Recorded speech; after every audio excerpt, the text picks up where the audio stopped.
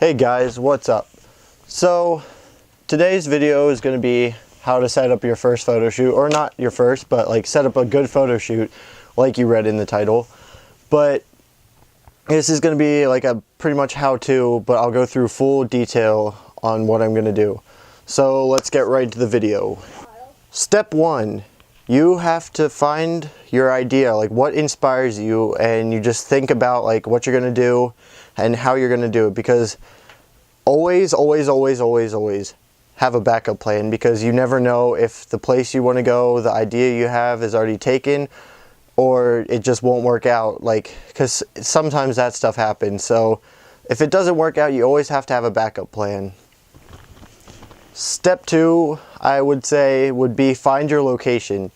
Think of the location that you want to have beforehand, go to that location, and once you're at that location, I would look around, try to find like cool things, and just use the land as your art, because the land and the scenery just makes a huge difference in like what your photo is actually going to look like. Step 3 is lighting.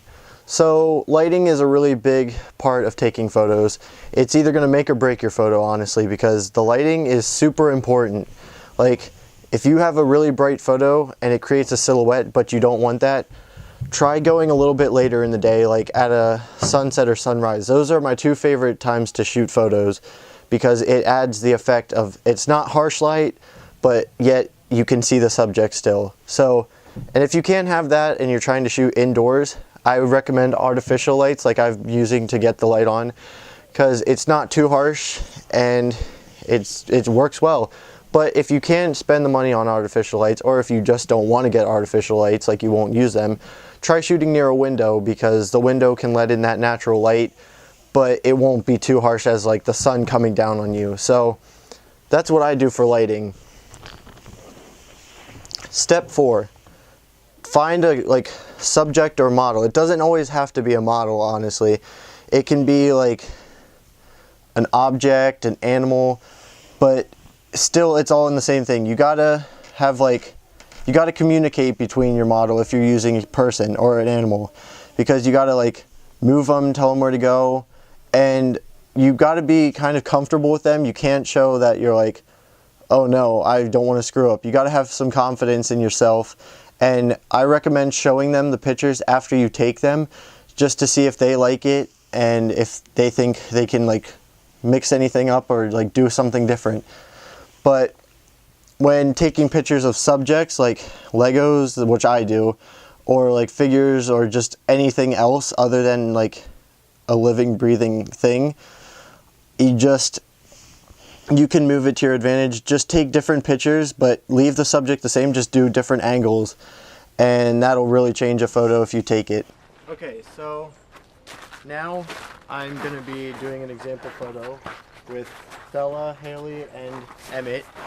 And I changed my lens out to a 50mm 1.8 lens. So I'm going to take pictures. So here, look. You're supposed to move your model and tell her how to stand. Emmett, can you move? And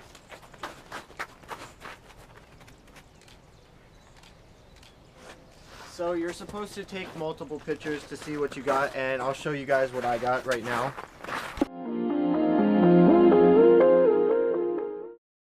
See, location is important, because I moved from there because I didn't want to take the same picture twice. So now I'm going to be taking a picture of Emmett on the swing.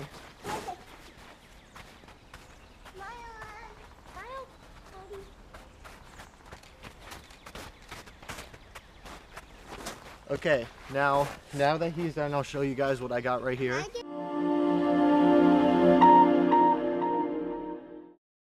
So now we're on the tree stump, and I'm going to try to get her to stand like that. And guys, get out of the way, please. And I'm going to get a low angle view of her looking. And then you got to always move, so to get different views.